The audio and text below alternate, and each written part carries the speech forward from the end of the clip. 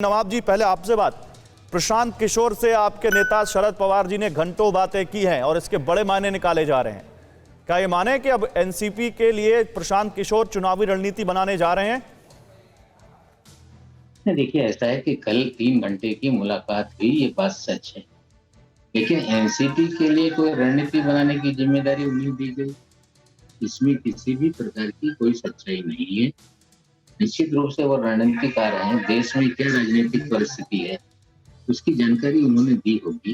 लेकिन ये भी बात सच है कि जिस तरह से पवार साहब लगातार इस बात के पक्षधर हैं कि देश में जो भी सभी राजनीतिक दल हैं उनको एक साथ लाकर खड़ा करना पड़ेगा और एक व्यापक मोर्चा देश में बने, इसके पक्षधर हमेशा से राष्ट्रवादी कांग्रेस पार्टी रही है।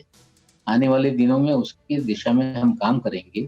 लेकिन प्रशांत किशोर के जरिए कोई फॉर्मूला रखा गया, उनको जिम्मेदारी दी गई है, हमें लगता है इस तरह की बातें गलत है। लेकिन हम एक व्यापक मोर्चा बने, इसके प्रतिशील हैं, रहेंगे और कोशिश करेंगे। नहीं, लेकिन प्रशांत जी, महाराष्ट्र की सियासत में बहुत कुछ घट रहा है। उद्धव ठाकरे जब पीएम मोदी से मिलकर आए, उसके बाद संजय राउत का जो बयान आया, फिर शरद पवार जी ने जो मीटिंग की प्रशांत किशोर से, वो बहुत कुछ बता रहा है कि महाराष्ट्र की सियासत में भी तेजी से कुछ ना कुछ हो रहा है। क्या जिस तरह से प्रशांत किशोर के फॉर्मूले को, जिसको आप नकार रहे हैं, जिसमें बिना कांग्रेस 400 सीटें जीतने का जो फॉर्मूला आया है, क्या विपक्ष में ऐसा, भविष्य में ऐसा कोई विपक्ष का चेहरा हम देख सकते हैं? कोई थर्ड फ्रंट जो इससे पहले भी बनते आए हों, जिसमें कांग्रेस शामिल ना हो और जिसकी अगुवाई शरद पवार करें?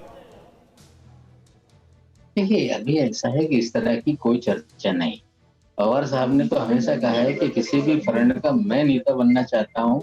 ये भी बात कभी भी उन्होंने अपने तरफ से नहीं की, इसका इनकार किया है। पवार साहब ने हमेशा ये कहा कि लोगों को एकजुट करने के लिए हम काम करेंगे और उस दिशा में काम निश्चित रूप से किया जाएगा। अब जिस तरह से भारतीय जनता पार्टी पूरे देश में एक देश, एक संस्कृति, एक विचार, एक भाषा, इस तरह की बातों को रख रही है, हमें लगता है कि देश में एक फेडरल स्ट्रक्चर है।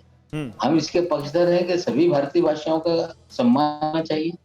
कोई तमिल भाषा है तो उसका भी सम्मान हो, उसकी संस्कृति को भी बचाया जाए, उसे भी जिंदा रखा जाए। तो निश्चित रूप से भारतीय जनता पार्टी की एक संस्कृति, एक भाषा, एक देश, इस तरह की नीति से पूरा देश परेशान है। जो रीजनल सेंटिमेंट है, जो क्षेत्रीय लोगों की भावना है, उसको पूरी तरह से ध्वस्त करने का काम भारतीय जनता पार्टी कर रही है। आने वाले दिनों में सभी क्षेत्रीय दलों को इकट्ठा करके कोई रणनीति बनाई जाए, इसके ऊपर निश्चित रूप से काम किया जाएगा। नहीं, देखिए, मेरे साथ इस वक्त जो आपके दो और सहयोगी हैं, जो आप तीन जो पार्टियां, जो महाविकास अघाड़ी के जो 2-3 सबसे अहम पार्टियां, शिवसेना भी है और कांग्रेस भी है हमारे साथ इस पैनल में है, और बीजेपी जिनके बारे में आप बात कर रहे हैं वो भी। लेकिन एक सवाल मैं आपसे और लूंगा, फिर प्रियंका जी आपके पास आता हूं।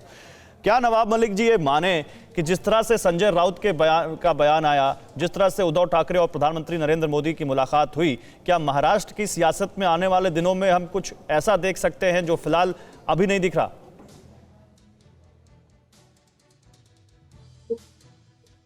नवाब मलिक जी, आपसे पूछ रहा हूं। नवाब मलिक जी, आवाज आ रही है?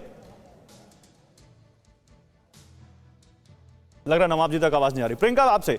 प्रियंका, ये कैसे देखें पीके और शरद पवार जी की मुलाकात को?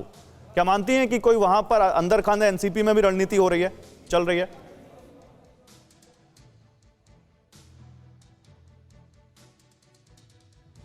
प्रियंका, आपका माइक म्यूट है, प्लीज उसको अनम्यूट कर दीजिए, आपकी आवाज नहीं आ रही। सॉरी, मेरी म्यूट करने की आदत है, so that I am not talking against someone else unnecessary. मैं बस यहाँ पे ये कहना चाहूंगी, नवाब मलिक जी इसका जवाब दे चुके हैं, वापस दोहराने की मुझे कोई जरूरत है नहीं। हम लोग सब एक अलायंस में हैं। जो प्रशांत किशोर जी का काम रहे हैं, वो उन्होंने 2019 के चुनाव में शिवसेना के साथ भी काम किया था। तो जो भी अटकलें लगाई जा रही हैं, मैं मानती हूँ कहीं ना कहीं टीवी चैनल ज्यादा उम्मीद की किरण हर मीटिंग्स में देखते हैं, पर हमारा जो मानना है कि हम जो काम करेंगे उसी से, जो महाराष्ट्र की जनता ने हमें सराहना दी है, हमारा समर्थन दिया है, वो आगे भी चलता रहेगा। और सही बात है, एक फेडरल स्ट्रक्चर वाला देश है, इसमें जैसे आप 1 nation 1 ration, 1 nation 1 tax, 1 nation 1 हर चीज करना चाहते हैं, 1 लैंग्वेज करना चाहते हैं, इस तरीके से नहीं चलता। यूनिटी इन डाइवर्सिटी है। और जब हम गवर्नमेंट की बात करते हैं, सेंट्रल गवर्नमेंट की, इट्स अ यूनियन गवर्नमेंट, यानी हर स्टेट को रिप्रेजेंट करने वाली गवर्नमेंट होनी चाहिए। परवाह देश की, सोमवार से शुक्रवार रात 10 बजे TV9 भारतवर्ष पर।